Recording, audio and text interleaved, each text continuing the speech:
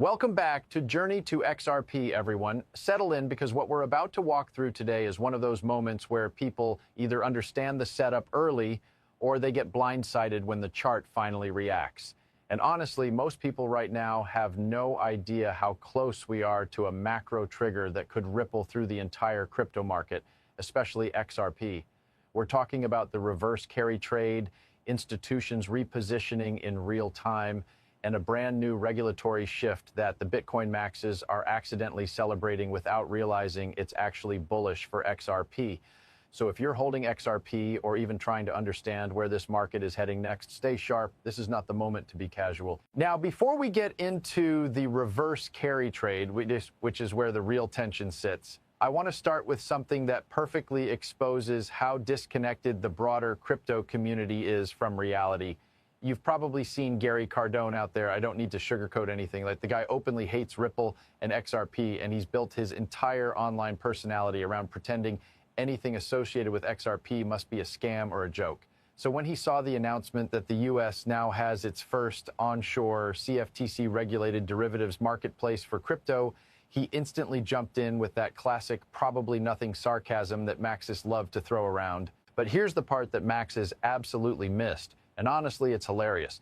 That exchange he was celebrating, that shiny new institutional derivatives platform he tried to hype up, yeah, that exchange is heavily tied to Ripple, funded by Ripple, guided by Ripple leadership, and likely, although not officially announced yet, preparing to use XRP and RLUSD as collateral for derivative settlement. Brad Garlinghouse literally sits on the board of directors, so while Maxis were busy patting themselves on the back saying, look, real institutions are here, big win for Bitcoin, they were unknowingly cheering for an infrastructure win that was engineered by Ripple. They were celebrating the very rails that XRP is positioned to run on. And you already know what's going to happen next. The moment they realize XRP is a core part of that collateral structure, they'll pretend the entire exchange suddenly doesn't matter. That's the level of intellectual inconsistency we're dealing with. This is exactly why retail gets wrecked. Half the loud voices in this space don't understand the institutional architecture, they don't read filings, and they don't track who's actually building the plumbing of the future markets. They just repeat whatever fits their tribal narrative. And if you took their advice at face value, you'd miss the fact that institutions are integrating Ripple's tech faster than ever. This is why your perspective matters, because if you only look at price candles, you miss the structural shifts happening underneath the surface, the shifts that eventually force price to catch up whether you're ready or not. XRP's story has never been about retail hype. It's always been about infrastructure, the rails behind the rails. And this derivatives exchange is another brick in that foundation. And that brings us directly into the other half of today's discussion, the part people are genuinely nervous about, the unfolding reverse carry trade, the whispers of liquidity stress, and how all of this ties back into XRP's current price behavior. There is a ticking macro imbalance here. And if you don't understand where the risk actually sits and how much of it has already been priced in, you're going to completely misread the next move XRP makes. So let's break the emotion, cut the noise, and get into the real mechanics, because the reverse carry trade is not what most people think it is. And XRP's reaction has been far more strategic than people realize. Now that we've cleared the surface level noise, let's get into why this derivatives development actually matters, and why most people in this market completely miss the bigger picture. The moment you bring up infrastructure, collateral mechanics, or regulatory frameworks, half the influencers in this space go blank. They know how to scream about price targets, they know how to chant buy the dip, but the second you ask them to explain how institutional markets function, everything falls apart. And that's exactly what we're seeing with this CFTC-regulated platform. The Bitcoin maxes who were cheering this thing on didn't even bother to look at the ownership structure. They didn't check who funded the round. They didn't check who sits on the board. They didn't check the licensing strategy or the product approval pathway. They saw the word derivatives, assumed it validated Bitcoin, and ran with it. That is the entire depth of their analysis. Meanwhile, anyone actually paying attention sees something completely different. Ripple is positioning itself at the heart of regulated digital asset markets, not hype markets, not meme markets, not casino leverage markets. Regulated institutional infrastructure, the exact arena where long-term value actually gets created. And it goes even deeper, because if this exchange integrates XRP or RLUSD as collateral, And let's be blunt, they didn't bring Ripple in for decoration, and then XRP becomes a structural component inside U.S. regulated derivatives flow. That is not a speculative narrative. That is a functional shift in how capital markets operate. And here's the punchline. Maxis will never admit this because it breaks their worldview. They've built their entire identity around the belief that XRP can't be used in real markets. So when the market reality contradicts their ideology, they don't adjust. They deny, deflect, or pretend it isn't happening. This is why blindly following tribal thinkers is dangerous. They're not analyzing. They're reinforcing their own biases. But here's the part most people don't realize. The real impact of this exchange isn't even the headline. It's the knock-on effect. If XRP becomes accepted collateral in a CFTC-regulated environment, that opens the door for broader collateralization frameworks, prime brokerages, stablecoin liquidity lines, corporate balance sheet operations, derivative margining, settlement netting, and more. Once an asset is considered structurally useful, institutions stop caring about internet tribal wars and start caring about throughput, liquidity efficiency, counterparty risk, and regulatory clarity. XRP checks all those boxes. So when people ask, is this bullish?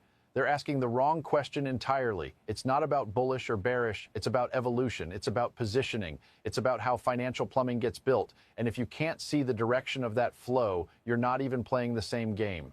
Which brings us to the other half of the conversation, the reverse carry trade. Because while everyone is distracted talking about price dips, influencers posting fear-bait thumbnails, and maxis barking at each other on X, the real pressure on the market has been macro-driven, structural, and months in the making. Jake Claver was early calling it out. He saw the setup long before retail even knew what the phrase meant. Institutions saw it too, and positioned accordingly. That's why the market reaction has not been a sudden shock event, but a slow, grinding correction that most people misinterpret as randomness. So let's cut through the confusion and work through the mechanics of what the reverse carry trade actually is, why institutions moved early, and why XRP's chart looks the way it does right now, because this next part is where people finally understand what's been weighing on the market. Here's where most people finally wake up, because the reverse carry trade isn't some mysterious doom scenario. It's a structural unwind that has been quietly bleeding into risk markets for months. And if you don't understand how it works, you're flying blind inside a market that is being pushed around by forces way bigger than crypto. Let's start with the basics. For years, Japanese institutions borrowed money at ultra-low interest rates, converted it into higher-yielding currencies, and deployed it into risk assets around the world. That's the carry trade. As long as Japanese rates stay near zero, this engine runs smoothly. Capital flows outward, liquidity expands, and asset prices climb. But when Japan starts tightening, when bond yields rise, when the yen strengthens unexpectedly, that's when the carry trade reverses. Suddenly, the billions borrowed at near zero now become expensive to maintain. Institutions unwind positions, repatriate capital, and liquidate risk assets to cover exposures. And because these players move early, they don't wait for retail to hear the news. They start repositioning when the macro signals appear, not when they hit your YouTube feed. That's the part most people miss. The reverse carry trade doesn't crash markets instantly. It drains them slowly, systematically, and painfully. And that's exactly what we've been watching play out across crypto, especially XRP. Look at the chart. From the high to the recent pullback, XRP dropped close to 50%. And people kept asking, why is XRP underperforming? As if they were unaware that macro liquidity was evaporating in real time. The reverse carry unwind has been one of the biggest hidden pressure points on risk assets globally, not just XRP. Jake wasn't wrong calling it out early. He saw it months before most influencers even learned what the phrase meant. But here's the crucial nuance that almost nobody understands. Just because you haven't seen the dramatic final liquidation event doesn't mean the event hasn't already been unfolding. Markets don't always react through sudden collapse. Often they pre-price the risk long before the public notices. Smart money doesn't wait for the knockout punch. They adjust when the fighter enters the ring. So when retail asks, will there be a flash crash? The honest answer is, it's possible, but it's not guaranteed. And it may already be 70 to 80% priced in. Crypto has already been grinding downward for months. XRP has been in a prolonged oversold state. Liquidity across the market has thinned, These are the symptoms of a macro unwind, not a surprise ambush.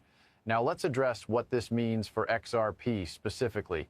And I'll be blunt, the macro headwinds explain the sell-side pressure, but they don't rewrite XRP's long-term trajectory. In fact, XRP being this oversold is statistically rare. Historically, when XRP enters this level of RSI compression, the outcomes have been massive percentage reversions. 600% in one cycle, 130% in another. That's what deeply oversold macro conditions set up. Asymmetric upside once the pressure valve releases. So instead of obsessing over whether the reverse carry trade will produce a single dramatic event, the smarter question is this: how much of the damage has already been absorbed? Because if the market is already priced for disaster, then even a mild outcome can trigger upside instead of downside. That's how bottoms form, not when everything is fixed, but when everything bad has already been accounted for. Bottom lines, yes, the reverse carry trade has weighed on XRP. No, it hasn't been ignored by the market. And yes, there's a realistic chance the majority of that pressure is behind us. Here's the part where most people finally separate noise from signal, because everything up to this point, the reverse carry trade, liquidity drains, institutional repositioning, all of that lives in the short-term macro bucket. Important? Yes. Permanent? Absolutely not. And if your entire investment thesis collapses because of a temporary liquidity cycle, then you didn't have a thesis. You had a hope. So let's zoom out and actually talk about what does matter. The structural forces lining up behind XRP that have nothing to do with Japan, interest rates, or speculative panic. This is where long-term investors usually beat traders, because traders obsess over every candle, while institutions quietly position for fundamental shifts that will reshape global payments for decades. First, utility. XRP is one of the only assets in crypto where real enterprise-level adoption is actually happening. We're not talking about hype cycles or roadmaps that never materialize. We're talking about Ripple building a payments and liquidity infrastructure that Fortune 500 companies and global banks are actively integrating today. And the interview with Reese Merrick makes that impossible to ignore. The stablecoin launch, the regulatory approvals, the integration with G-Treasury, the inbound interest from massive corporates wanting instant settlement and yield options. None of that disappears because of a temporary macro squeeze. Second, infrastructure is being laid that positions XRP exactly where the world is moving. Treasury automation, on-chain liquidity management, cross-border settlement rails, stablecoin infrastructure, prime brokerage services. These aren't ideas. They're operational systems built on XRPL and Ripple's product stack. And what most people still don't understand, even now, is that once real institutional flows start using these rails at scale, retail-driven price charts become irrelevant compared to the deeper structural demand behind settlement liquidity. Third, the decoupling narrative that people keep misunderstanding. Yes, XRP still follows Bitcoin's macro direction. That's not surprising, while crypto is not fully matured yet.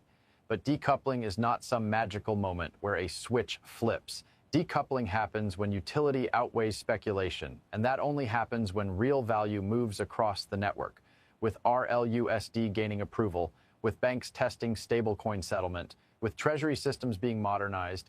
The foundation is now being poured. So when people panic about XRP pulling back 40 to 50%, they're thinking like short timeline spectators, not long horizon investors. A pullback does not invalidate long-term adoption. In fact, it often accelerates accumulation from the players who actually matter. The same institutions retail thinks are waiting to buy higher are often the ones stepping in during macro fear cycles because they understand that volatility is temporary while adoption is permanent. Fourth, the entire conversation about reverse carry trade unwinds, becomes irrelevant the moment liquidity cycles turn. And they always turn. Central banks tighten until something breaks, then they reverse course. Government interventions come in, capital returns to risk markets, and assets that held fundamental strength during the downturn are the ones that explode first when conditions flip. XRP is fundamentally positioned for that environment, not the one we're in today. And the truth is simple. In 5 to 10 years, nobody will be talking about the reverse carry trade. Nobody will be talking about Japan's monetary policy. Nobody will be debating whether XRP should have dropped to $1.50 or $1.30 in some temporary liquidity cycle. They'll be talking about Ripple's integration into global payment systems, stablecoin adoption, institutional settlement, treasury management flows, prime brokerage rails. The companies that got left behind because they didn't understand what was coming, the macro noise fades, the utility story compounds, and XRP wasn't designed to thrive during retail hype cycles. It was designed to thrive in the institutional era that is just now beginning. Here's where everything finally comes together, because if you've been paying attention, the reverse carry trade, the macro panic, the liquidity drain, none of it changes the real outcome. The short-term volatility might feel violent, confusing, even discouraging at times, but the long-term path hasn't moved an inch. And this is exactly why most investors fail. They zoom in so close to the noise that they forget what the signal even looks like. Let's strip everything down. The market has already priced in months of fear. XRP is already at extreme oversold levels we've only seen a couple of times in the past. Historically, when XRP reaches this territory, it doesn't just bounce. It reverts aggressively, often 100% plus, 600% plus, depending on the cycle structure. That doesn't guarantee anything, but it tells you that the market has already absorbed a massive amount of negativity. The reverse carry trade unwinding isn't some secret monster lurking under the bed. It's a macro process the market has been aware of for months. Institutions positioned early, risk assets bled early, and the majority of the damage may already be behind us. Could there be another punch? Yes, but is the market completely unprepared? Not even close. What matters more, and what will define XRP over the next 5 to 10 years, has nothing to do with Japanese yields, short-term liquidity cycles, or fears circulating on social media. It's about the structural shift happening right now behind the scenes. Ripple integrating with global payment flows, stablecoin adoption accelerating, G-Treasury onboarding enterprise clients who need faster, cheaper, programmable liquidity, the rise of RLUSD and its regulatory approvals, the positioning of XRP as a settlement-grade asset for institutional operations, prime brokerage infrastructure being built with Ripple at the center, a growing number of financial institutions openly testing or using the technology. These aren't dreams. They're not theories. They're not tweets. They're real systems, real approvals, real integrations, and real corporate demand. And this is the part no one talks about enough. When utility begins to dominate, speculative fear cycles become irrelevant. The same people panicking right now will eventually pretend they always knew how this would play out. They'll forget the months of worry, the macro doom narratives, the liquidity concerns, because once utility takes over, narrative collapses under the weight of actual usage. In 5 years, nobody will care about the reverse carry trade. Nobody will care about whether XRP dropped to $1.20 or $1.60 during a liquidity event. They'll only care about who positioned early and who didn't. Your job is to understand the deeper structure, not react to every gust of wind. Now, here's the brutally honest truth. Nothing in crypto moves in a straight line. There will always be volatility. There will always be fear cycles. There will always be people predicting the apocalypse one week and infinite upside the next. The market punishes anyone who thinks short-term chaos invalidates long-term fundamentals. If you believe in XRP's long-term thesis, payments, settlement, liquidity, stablecoins, treasury, enterprise adoption, then temporary macro noise is just that, noise. If you don't believe in the thesis, then oversold prices won't help you. Either way, the market will move with or without anyone's approval. As always, this is not financial advice. Do your own research, make your own decisions, and never rely on anyone else, including influencers or analysts, to determine your financial future. Crypto is volatile, unpredictable, and full of moving parts. Only invest what you can afford to lose and always stay grounded in facts, not hype.